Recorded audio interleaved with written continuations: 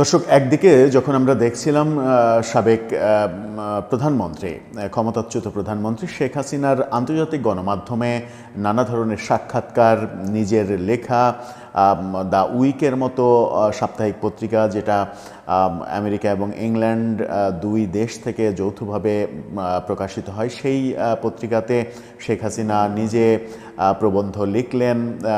এছাড়া আন্তর্জাতিক গণমাধ্যম রয়টার্স, এপি, ইন্ডিপেন্ডেন্ট, এদিকে ইন্ডিয়ান এক্সপ্রেস, হিন্দুস্তান টাইমস সহ অনেক পত্রিকায় যখন সাক্ষাৎকার প্রকাশিত হলো, তখন মনে হচ্ছিল যে শেখ হাসিনা কেন্দ্রিক এক ধরনের পিআর প্রমোশন করছে আওয়ামী লীগ, এবং আওয়ামী লীগের লবিস্ট বেশ ভালোভাবে কাজ করছেন এরকমটা মনে হচ্ছিল।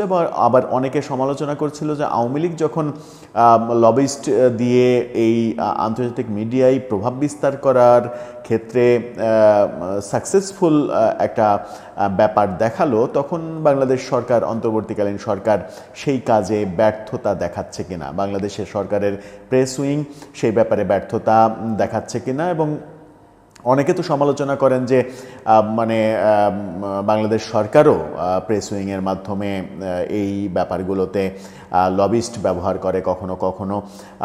আমি জানি না সত্য কিনা সেই ব্যাপারগুলো, লবিস্ট নিয়োগ করুক আর না করুক, বাংলাদেশ সরকারের পিআর প্রমোশনে আন্তর্জাতিক মিডিয়াতে যে প্রভাব বিস্তার করতে পারছে না, এটা মোটামুটি দৃশ্যমান সত্য। এই সত্যের মধ্যেই একটা নতুন ঘটনা ঘটেছে। সেই খবরটা এসেছে রাশিয়া থেকে। রাশিয়ার রাষ্ট্রীয় মালিকানাধীন টেলিভিশন, রাশিয়ান টেলিভিশন আরটি যাকে সংক্ষেপে বলা হয়, সেই রাশিয়ান টেলিভিশনে, যেটা আবারও বলছি যে রাষ্ট্রনিয়ন্ত্রিত রাষ্ট্রীয় টেলিভিশন আরটি, সাধারণ কোনো বেসরকারি টেলিভিশন না। আমাদের দেশে যেমন 50টার মতো বেসরকারি টেলিভিশন রয়েছে, সেরকম বেসরকারি টেলিভিশন না।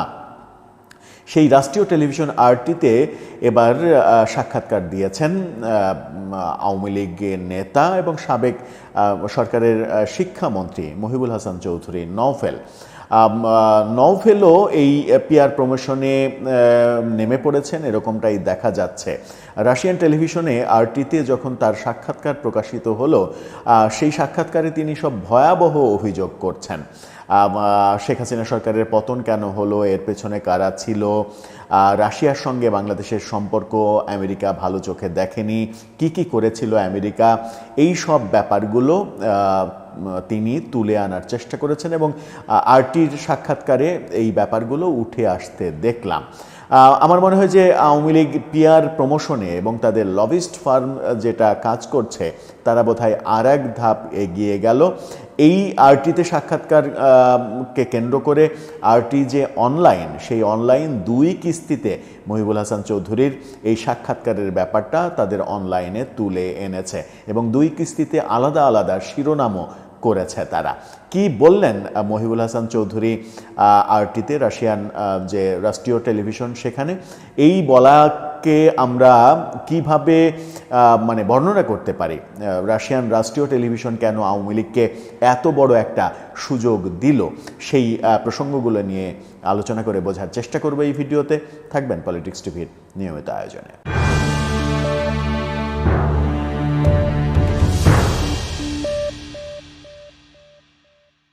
দর্শক, বলছিলাম রাশিয়ান রাষ্ট্রীয় টেলিভিশন আরটিতে সাক্ষাৎকার দেওয়ার কথা মহিবুল হাসান চৌধুরীর। সেখানে আরটির সাক্ষাৎকারকে কেন্দ্র করে আরটি অনলাইনে 2টা আলাদা আলাদা শিরোনাম করে 2ভাবে ইন্টারভিউ প্রকাশিত হয়েছে।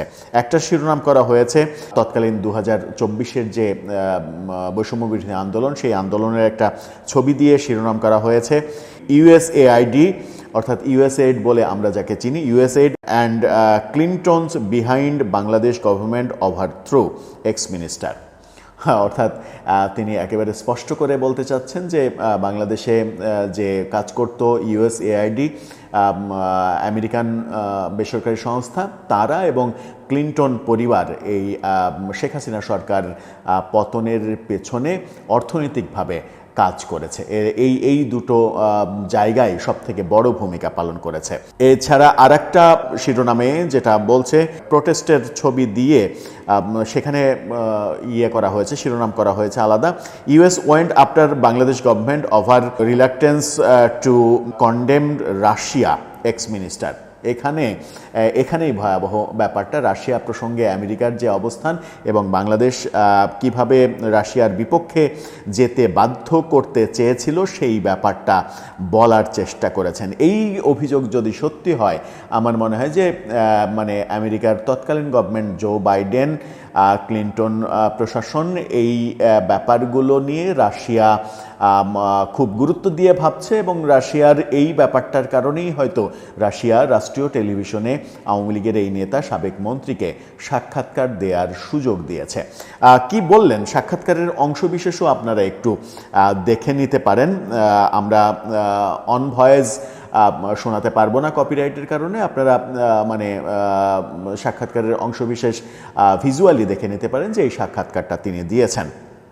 সেখানে দুটো ব্যাপার, মানে দুটো না, বেশ কয়েকটা ব্যাপার বলেছেন। ইউএসএআইডির কথা বলেছেন। ইউএসএআইডের মানে অর্থনৈতিক যে লগ্নি, শেখ হাসিনা সরকারের বিরুদ্ধে আন্দোলন করার জন্য ইউএসএআইড থেকে লাখ লাখ ডলার ডলার দিয়ে ইনভেস্ট করে এই আন্দোলনটাকে চাঙ্গা করেছে, এরকমটা অভিযোগ করেছেন মহিবুল হাসান চৌধুরী। এবং এই আন্দোলনটা একটা পরিকল্পিত আন্দোলন, এটা কোনো ছাত্র আন্দোলন ছিল না, এটা সরকার পতনের একটা পরিকল্পিত আন্দোলন, সেটা তিনি বলার চেষ্টা করছেন। তিনি বলছেন যে এটার পেছনে সবথেকে বেশি অর্থলগ্নি করেছে ইউএসএআইডি এবং বিল ক্লিন্টন পরিবার, যে বিল ক্লিন্টন পরিবারের সঙ্গে প্রফেসর ইউনূসের বন্ধুত্ব রয়েছে। এবং এই পরিবারের বন্ধুত্বের সুযোগটা নিয়ে তিনি এটাও বলেছেন যে বিল ক্লিন্টন তাদের নির্বাচনের সময়ও, হিলারি ক্লিন্টনের নির্বাচনের সময় একটা বড় ইনভেস্ট করেছিলেন প্রফেসর ইউনূস, এরকমটাও বলার চেষ্টা করেছেন। এবং এই পরিবার এই শেখ হাসিনা সরকার পতনের পেছনে নাকি ইনভেস্ট করেছে, এই অভিযোগ, এই দাবি তিনি করেছেন। এছাড়া তিনি আইআরআইয়ের কথা বলেছেন।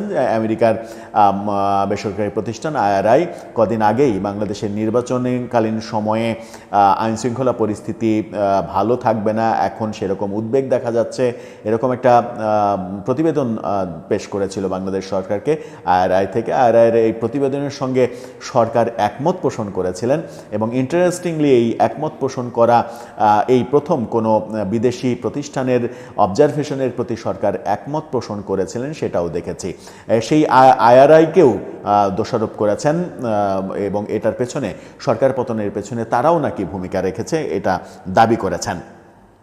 তিনি দাবি করেছেন জো বাইডেন প্রশাসন এবং তার আমেরিকার যে ডিপ স্টেট, তারা বাংলাদেশ সরকারকে, শেখ হাসিনা সরকারকে উৎখাতের মানে সর্বোচ্চ যা কিছু প্রয়োজন সেগুলো করেছে। একেবারে সরাসরি সেই কথাগুলো তিনি বলেছেন। এবং রাশিয়া সম্পর্কে যে কথা বলছেন সেটা হচ্ছে যে ইউক্রেনের সঙ্গে রাশিয়ার যে চলমান যুদ্ধ, সেই চলমান যুদ্ধের প্রেক্ষাপটে রাশিয়ার বিরুদ্ধে জাতিসংঘে ভোট দেওয়ার জন্য বাংলাদেশকে জো বাইডেন প্রশাসন চাপ দিয়েছিল।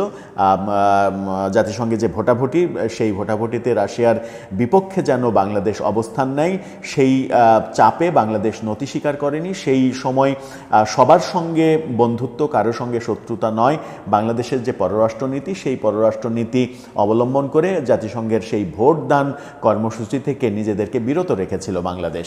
এই যে বিরত রাখলো বাংলাদেশ, রাশিয়ার বিপক্ষে কেন ভোট দিল না, তখন থেকে জো বাইডেন প্রশাসনের শেখ হাসিনার বিরুদ্ধে ষড়যন্ত্র শুরু হলো এবং সেই ষড়যন্ত্রই 2024-এর 5 আগস্টের সরকার পতনের মাধ্যমে তাদের সেই ষড়যন্ত্র তারা বাস্তবায়িত করেছে, এই ভয়াবহ অভিযোগ করেছেন। রাশিয়ার মানে রাষ্ট্রীয় টেলিভিশনে বসে যখন এরকম কথা বলছেন যে রাশিয়ার বিরুদ্ধে আমরা ভোট দিইনি, এবং তারপরে আমরা দেখেছিলাম যে ওই সময় যখন ভোট আওয়ামী লীগ সরকার দেয়নি রাশিয়ার বিপক্ষে জাতিসংঘে, সেই সময় রাশিয়া থেকে বাংলাদেশ সরকারকে ধন্যবাদও জানানো হয়েছিল। সেই প্রসঙ্গ তিনি উল্লেখ করেছেন এবং আমার মনে হয়েছে যে এই প্রসঙ্গটা বলানোর জন্য কিংবা বলার জন্যই রাশিয়ার রাষ্ট্রীয় টেলিভিশন মহিবুল হাসান চৌধুরী নওফেলকে এই সুযোগটা দিয়েছেন, এই ইন্টারভিউ দেওয়ার সুযোগ করে দিয়েছেন এবং এটা বেশ চাঞ্চল্যের সৃষ্টি করেছে।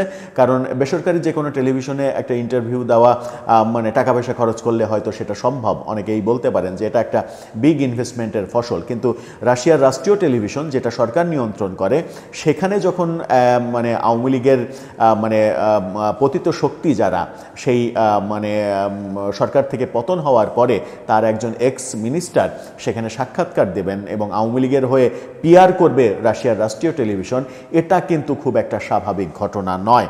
এটার পেছনে ভারতেরও ইন্ধন থাকতে পারে, ভারতেরও কর্মকৌশল থাকতে পারে এবং যার সঙ্গে এই সাক্ষাৎকার অনুষ্ঠানটা সেরেছেন মহিবুল হাসান চৌধুরী তিনিও একজন সনাতন ধর্মের নাগরিক। সেই লবিং সেটাও একটা লবিংয়ের জায়গা হতে পারে বোধহয়। 2024-এর আন্দোলন কোনো আন্দোলন ছিল না, ছিল পরিকল্পিত ষড়যন্ত্র যার পেছনে ছিলেন ডক্টর ইউনূস, সাথে তার বন্ধু ক্লিন্টন পরিবারের অর্থ। এই অভিযোগটা তিনি এই সাক্ষাৎকারে করেছেন। আরেকটি ব্যাপার যেটা তিনি বলার চেষ্টা করেছেন এবং এই সাক্ষাৎকারে উঠে এসেছে সেটা হচ্ছে যে শেখ হাসিনা সরকার পতনের পরে এই সরকার পাকিস্তানের দিকে ঝুঁকে পড়েছে, পাকিস্তানের সঙ্গে সম্পর্ক উন্নয়নের, বন্ধুত্ব তৈরি করা, একেবারে ব্যবসা বাণিজ্য শুরু করা, এই ব্যাপারগুলো যখন তৈরি করেছে তখন পাকিস্তানের দিকে ঝুঁকে পড়ার কথা কারা, কোন সেই শক্তি এবং সেই শক্তির সঙ্গে বর্তমান সরকারের যোগসাজশ আছে এরকমটাও দাবি করার চেষ্টা করেছেন তিনি। সব মিলিয়ে আমার কাছে এটাকে খুব একটা স্বাভাবিক ব্যাপার মনে হয়নি ব্যক্তিগতভাবে।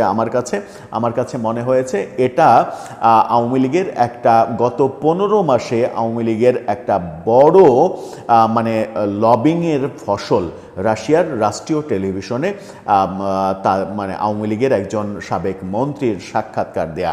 হয়তো শেখ হাসিনাই সাক্ষাৎকারটা দিতে পারতেন, শেখ হাসিনা যেহেতু রাশিয়াতে যেতে পারছেন না সেই কারণেও হতে পারে যে এটা তিনি দেননি, কিংবা আমি জানি না এই সাক্ষাৎকারটা কোথায় গ্রহণ করা হয়েছে সেটা জানি না।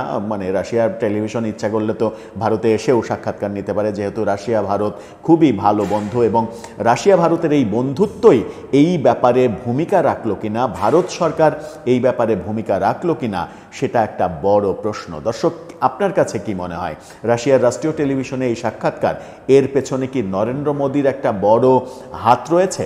আর আমেরিকা বিরোধী যখন কথা বলছেন মহিবুল হাসান চৌধুরী, তখন কি এটা বলা যায় যে রাশিয়ার সরকারও এটাতে উদ্বুদ্ধ হয়েছে, আগ্রহী হয়েছে ব্যাপারটা বাস্তবায়িত করার জন্য? এর মাধ্যমে কি বার্তা আসছে আদতে? সরকার যখন শেখ হাসিনার বিচার করছেন, এটা করছেন, ওটা করছেন, অনেক কিছু করছেন, তাহলে সরকার কেন পিআরে এই প্রেস উইং দিয়ে পিআরে, আন্তর্জাতিক পিআরে কেন পিছিয়ে পড়ছে? কেন আওয়ামী লীগ এগিয়ে যেতে পারছে কিন্তু সরকার এগোতে পারছে না? সরকারের ভুলগুলো কোথায় তাহলে? টেকনিক্যালি তারা পিছিয়ে পড়ছে কেন? সেই প্রশ্নের উত্তরও জানা থাকলে জানিয়ে লিখতে পারেন আমাদের কমেন্ট বক্সে।